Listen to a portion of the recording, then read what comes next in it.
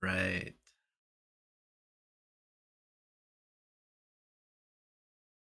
How you doing, gamer? Oh,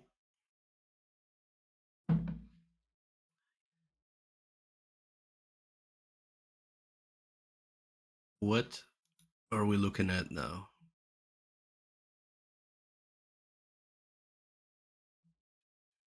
Gonna be looking at the strat. The strat. There it is. Oh, right here. So let's talk about the strat.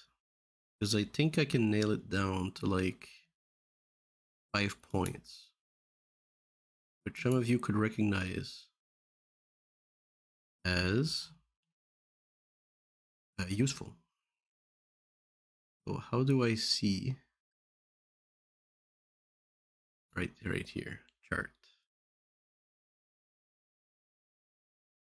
Interesting. 43% ETH, 40% BTC. That's less than I wanted in the past. I used to want like a 63% BTC at least.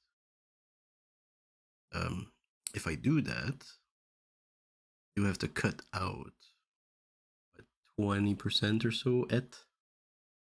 22%. It's like half of the ETH, which would bring me down to 500 bucks instead.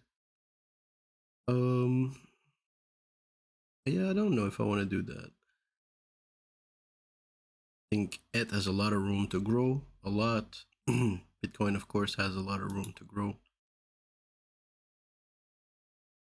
Gonna let them do their own thing.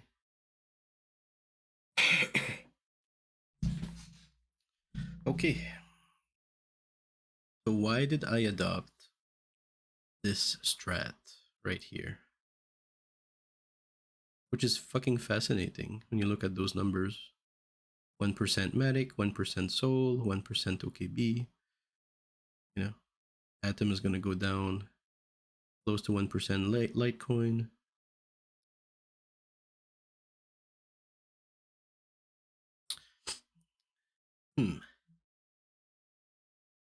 Not sure how I'm gonna fucking talk about this. Let's see. Strategy. Strategy.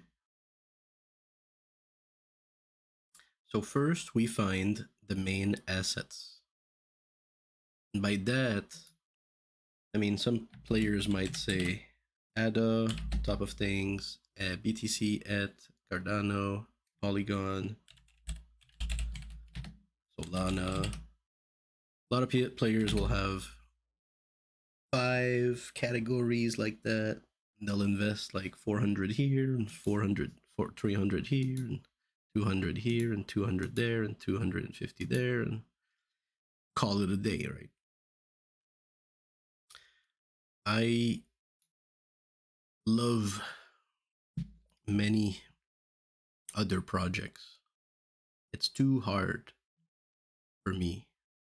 Cut out, past this line here. Everything else that has potential. All of this has potential. Now, don't worry, I've got little amounts. You can see 13 cents, 16 cents, 21 cents, 27, 39, 75, $1, $2, $3. Right, these are small amounts, which adds up to about 250 or so, or 200 bucks worth of little dollars, or 150. $3 here, $4 here. And the reason why I'm okay with this is because if it does 100x, like convex finance, right? Nobody knows about this. You go on the street, you talk to 1,000 people, maybe one of them, besides yourself, will know what you're talking about, will have heard of it, probably isn't invested in it. So convex finance can do it like so much more, like 10,000x or whatever. The truth is, if convex finance becomes a thing, and like your friends start talking about convex finance, yeah, I'm putting my bitcoins in convex now. Yeah, convex, convex, convex. Ave, ave, ave. You know, when people start doing that, your $2 or three is like 2 or 3 thousand, right? Like when that happens, and if you believe that it can happen, then you invest in it. If you don't, then what the fuck are you doing in it? Might as well put that money into Polygon or some Polymatic, right? Because you know that's gonna go up with the latest news, right? Or Solana, you know what I mean? Or Shiba or FTX. Like you've got so many other things to put cash in than some idea like VeChain that might happen sometime in the future, right? At some point, right? Ethereum Classic could go up now. Is it really going to be sustainable? Like some people said, look, you're not going to take all the Ethereum miners and put them in Ethereum Classic and call it a data. That's not going to happen. All right, nobody wants to be there. So it's been going down. Not interested. But like all these projects are fine. Maple, that's fine. Audio, Fractal. I still don't know what they are sometimes. Metis, Energy Web, Best for some reason. Fucking whales love Best. I don't get it. Right? Clover, Akala, little bit of Terra, DeFi 2, whatever the fuck. They can go somewhere. And if they decide to do times 100 for some reason, right? Just like Shiba Inu did times 100 at some point for some reason, then at least you're here. 35 cents times 100. Isn't it 35 bucks? That's cool. You could have gotten zero, but instead, you got a free 35 bucks. Or if it does times 1,000, like DAP Radar here, or Clover, could easily do times 1,000, times 2,000. 40 cents times 2,000. Let's see, 80 cents, 880, 800. Cool. That's a lot of cash for fucking nothing. So that's what I'm here for. Just kind of putting a net of things. And I want to be doing that. That's my strategy. I want to do that. I want a buck in Trust Wallet. I want a buck in VeChain. I want a buck in Engine. I want a buck in File and Anchor, OKT and Tezos and Lido, and you know what I mean? It's nothing.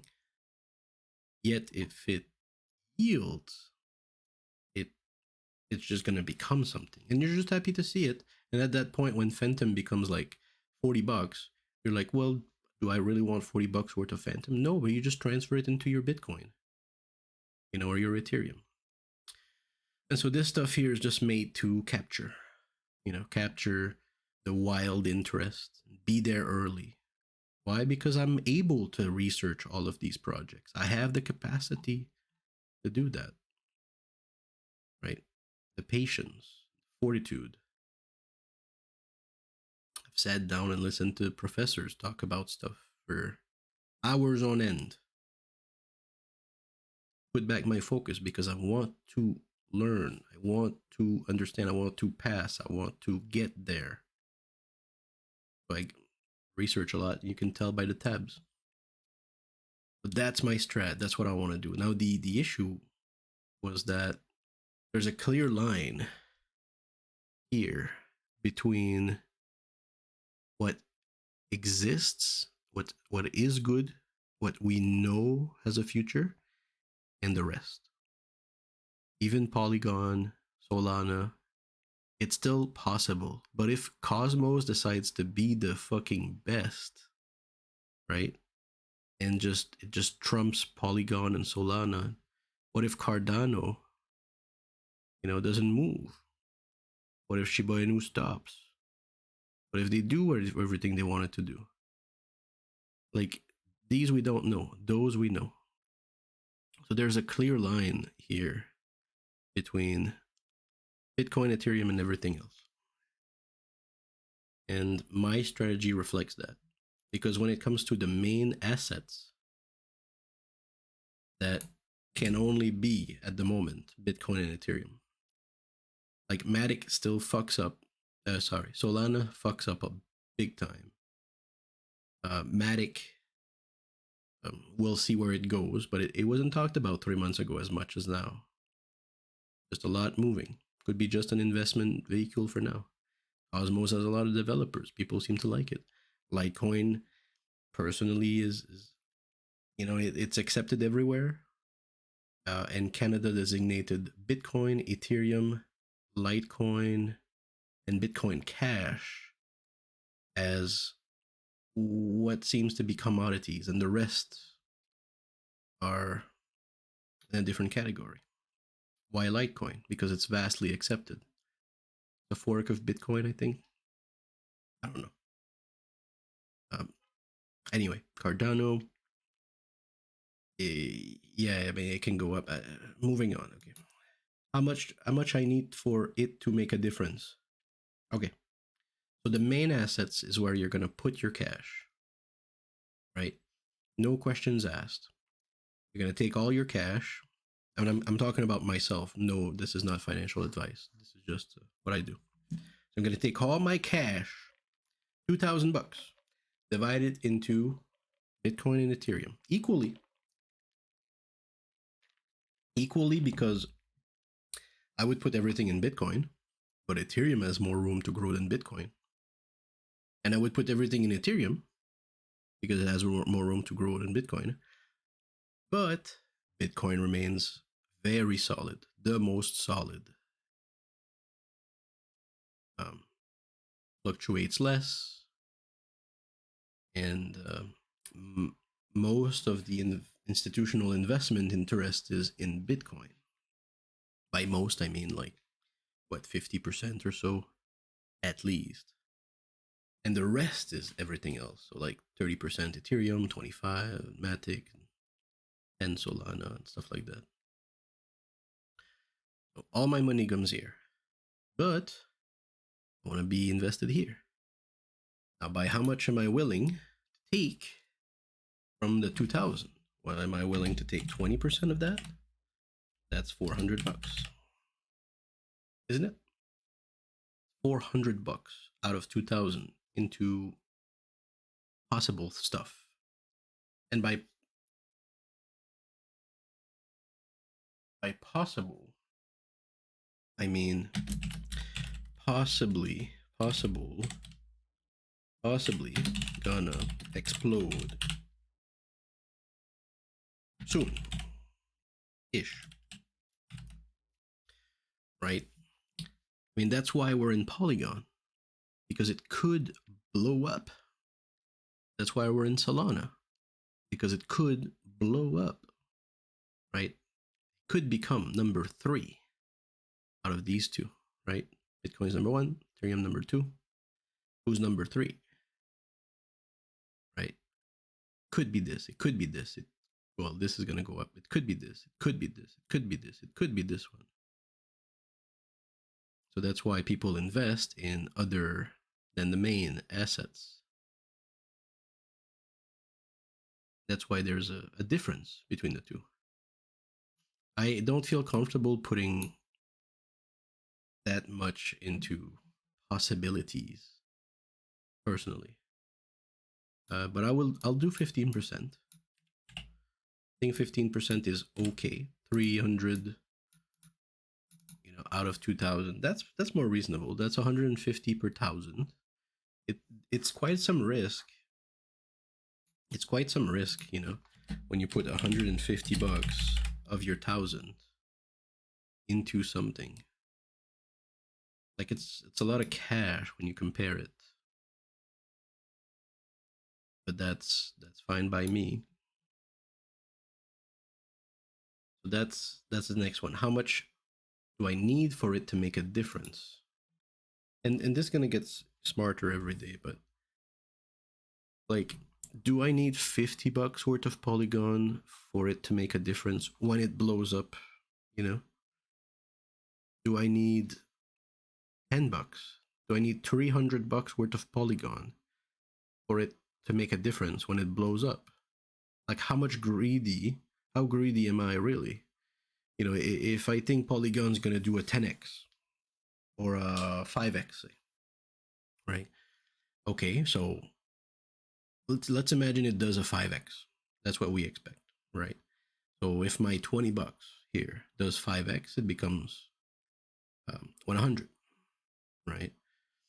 Um, that's an extra 80 bucks that I can put somewhere else. Well, 80 bucks is 10% of what I have in Bitcoin right now.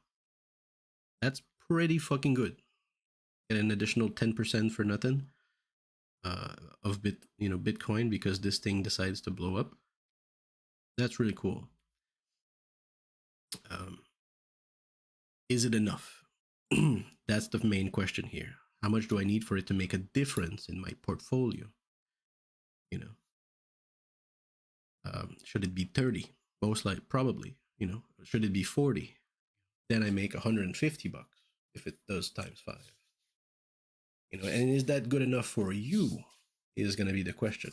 Because I expect all of them to blow up. That's why I have them. If I don't believe in them, I'll dump them. I'll dump them. You know what I mean? Trust wallet could explode. Could do times 50, right?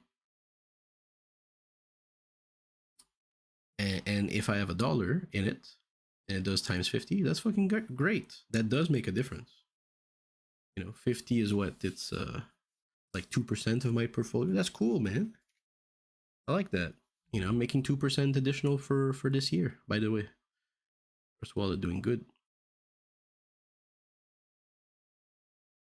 How much of it do I need to make a difference? Let's go down to the lower one. Like I said earlier, if this 32 DeFi money number 500 decides to do times 1,000, that's 330, 300. 300 for 32 cents. I think that's good enough, right? That's the amount that is needed for it to make a difference. The true amount. We don't need 50 bucks worth of DeFi money to make a difference when it blows up. You know, if you say, oh, well, it's going to make so much cash when it blows up. I'm like, yeah, sure, but it's 500 for a reason. It has a lot of risk. You're really risking a lot of cash. And that's really what comes down to the third point. Because after you put your numbers in, then you ask yourself the third question. How much I'm willing to lose on each of these coins? Are you really willing to lose 50 bucks, you know, on Kava or, you know, Akala? Akala was doing fine. And then its fucking coin crashed. You know, and if you have 50 bucks in Akala, are you willing to lose 25? Are you willing to lose 30? Are you willing to lose, you know, 80 bucks? Not really. You know, and do you need that much either way? You know, for it to make a difference? No, you don't. Maybe 10 bucks is enough in a small project like that. You don't need more than 10 bucks worth of Smooth Love Potion. Okay? To make a difference in your wallet. So the first question is more important. And then how much are you willing to lose? These are very similar questions because they ask, how little can you put? But it still has an impact when it goes up. And that's really the one here that kind of hits the floor. They are similar questions, but this one is basically asking, what's the floor? What's the floor that you can put? You know, DYDX, good project. What's the floor that I can put into a good project like that? Probably a buck or two or so. That's the least. Because if it does times 100, really becomes important, then you still have like 80 bucks for free, which is a difference, which is enough. So basically, that's why these numbers are so small, right? Because if Cardano decides to do times 5, for example, then that's good, you know. And then you get to ask yourself the question if that's what you want. But there's a risk associated with that. Like, is Cardano going to go up soon or not? Right. That's the other question. And that's the question here. I play the markets momentarily. What is soon and what isn't? Right? Is Cardano soon? Well, there's good news right now with the vessel upgrade coming up. Should be going up soon. If it goes well, that's really good. To my understanding, the vessel upgrade allows them to do smart contracts. And a lot of people are lining up to do that. Sounds fucking good. Sounds like a fucking deal to me. I could probably put another $5 here. I'm willing to lose 15 on that bet. I'm willing to lose 20 on that bet. Probably not gonna lose that much. Yeah. But if not, it's also money that doesn't do anything. And I don't want to play with them at all. These amounts, I have too many to fucking play with them. All right, I just want to put an amount that is the floor and leave it. Because the third strategy, or the fifth question, is how much am I wrong? If it's 20%, for example, if people think that Ethereum and Bitcoin could keep going down at this point, this one was like 1,009, this was 24,000. People think it could still go down. I think it's gonna go up at least one more time. But if I'm wrong, how much do I think I'm wrong by? And if I say I'm probably wrong by 20%, or I feel that 80% on that, or 20% wrong, or 10% wrong, or possibly 30% wrong, then you would transfer that into USDC or USDT or USD, right? Which amounts to a number, right? But I'm only gonna do it with the main ones. I'm not gonna do it with those. Those are already floored. And if I think it's gonna take longer than I thought, then I will decrease their numbers, all of them, and leave it like that. But if I'm wrong by 30, if I think I'm wrong, I could possibly be wrong by 20%. I'll take 20% of both, which amounts to what, 150 each, so about $300. $300 about. Transform it into USDC, and put it aside. And that's what a lot of whales are doing. Where are the whales? Whales.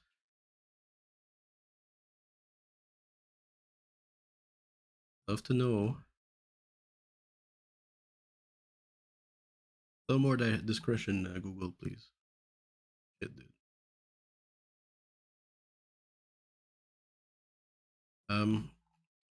Okay, can't use anything like this here. So the whales keep a lot of USDC because of that possibility. And if you're going down, well, that's good. You get the buyback. Personally, I think currently a wall of money is coming, and we're not quite sure when it's gonna come.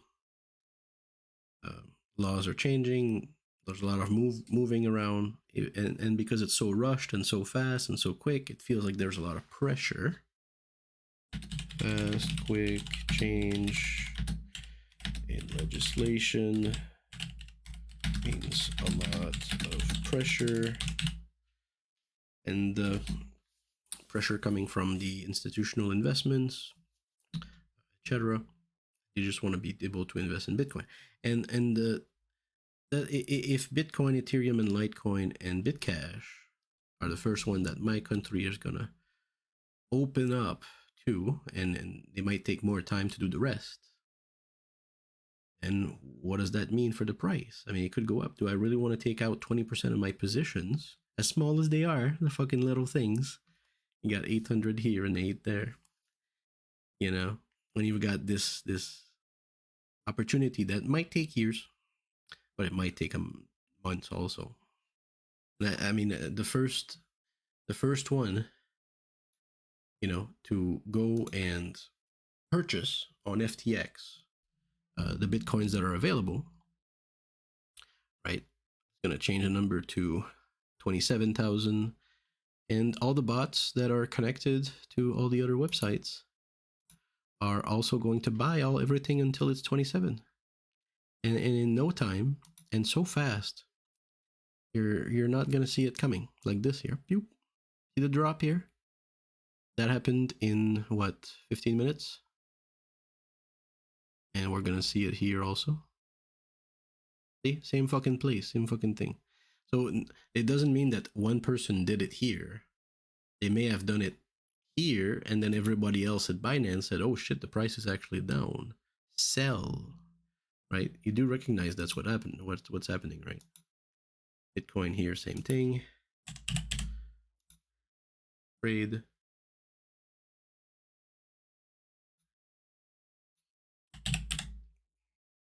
Speaking too fast. Right? If somebody buys a lot here, change the price to 27,000, and people here also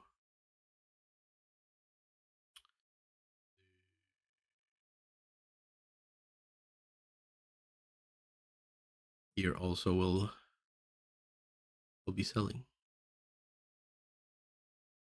Fucking A, it's right here. So my point is that it happens in a flash. And if I think there's really a wall of money coming, and you're just waiting, kind of waiting for, like, I feel like the wall of money is waiting for the right thing. I don't know what the right thing is. You know, government says, there's no limit on buying Bitcoin. Canadian government. There's no limit on buying Bitcoin and Litecoin and Bitcoin Cash and Ethereum. Yet, no change. So what are we waiting for? Which piece of legislation, which speech, what needs to pass? Who needs to say what? Right? That's what I wish I knew. Because then it gives me a better idea of when they can say it. But until then, I'm not gonna take. I'm gonna write it down. I don't care. I'm just gonna write it the fuck down and keep buying. And if it decides to go down to 12,000 or some bullshit, which some people say it might, I think it's gonna take some time. And if it does take some time, it takes a year or two. That's great. That's great news. I hope there's a long crypto winter, because there's more time for us to accumulate.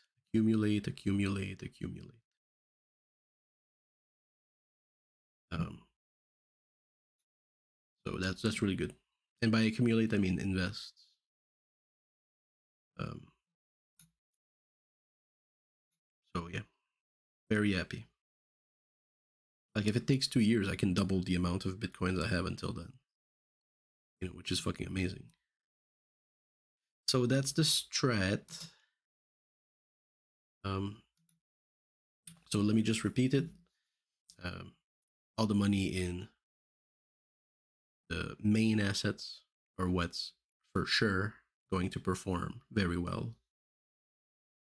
A certain amount that you feel comfortable with goes to the rest total.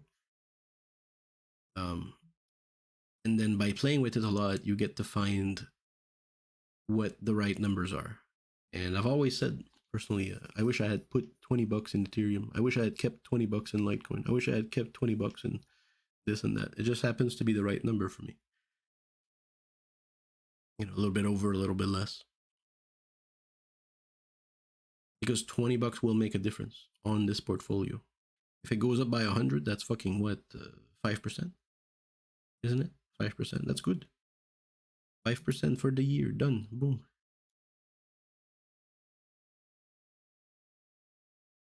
Just by having 20 here. It's cash that isn't like this is all cash that doesn't do anything. You know, the main assets are doing something for sure. These, not sure, but it's not moving. So that's the amount of cash that's not moving. And then for each of them, you ask yourself, how much am I willing to lose on, OKB if I'm wrong? Am I willing to lose $17 on Litecoin if I'm wrong? Yeah, I'm cool with that. Am I willing to lose $15 on Cardano if I'm wrong? Yeah, I'm cool with that. Am I willing to lose 13 on Shiba? Yeah. Am I willing to lose 20 on Shiba? Most likely, actually. Am I willing to lose 40 on Shiba? Again, cash doesn't do anything for some time. Boring. Am I willing to park that much into something when I don't know when it's gonna boom, right? Yeah, I don't know. And then you would play the market momentarily. What is soon and what isn't. I think Shiba is sooner. I think FTX is sooner. I think Litecoin is later. I think Cardano is sooner in the very soon, but also later after a month, I might cut it down. That's what I mean by momentarily. I think Matic is soon. I think Matic has been doing important things. I think Solana is also soon. When it comes to the competition for number 3, we have Solana, Polygon, Shiba, somewhat, Algorand Avalanche. And how much am I wrong? How much am I wrong? That's what's gonna put me into the USD, right? Could I possibly be wrong by 20%? By 50%? 50% is really like, I'm not sure what's going to happen. But when you put more into USDs because you want to keep that value. So if we would spike to like 120,000, this might go up to 30%, or 40%, or back to 20 if it was 0. Right?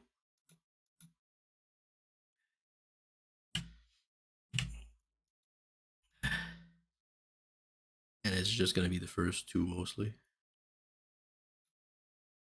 Okay, so that's the strat. Again, I'll find a better way to express it, but hope it gives some insight.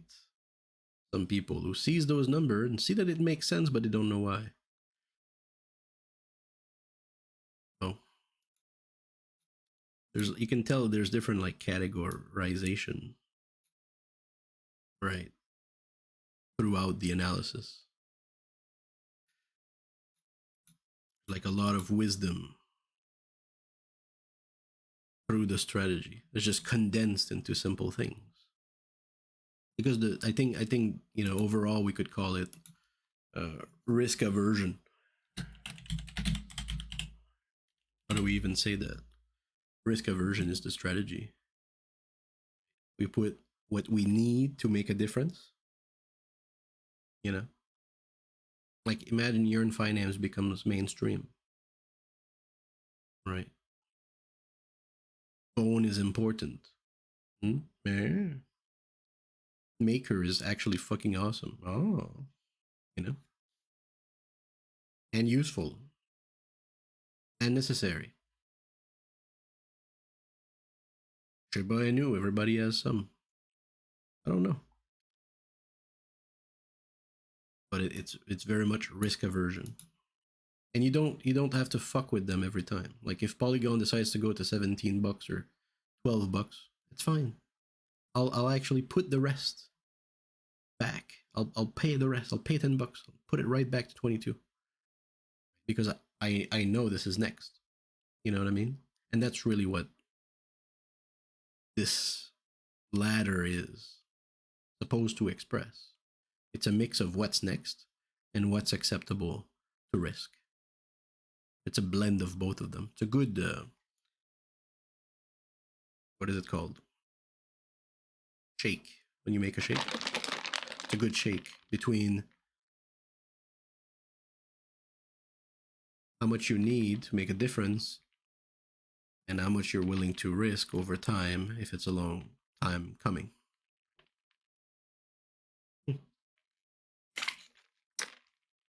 Okay.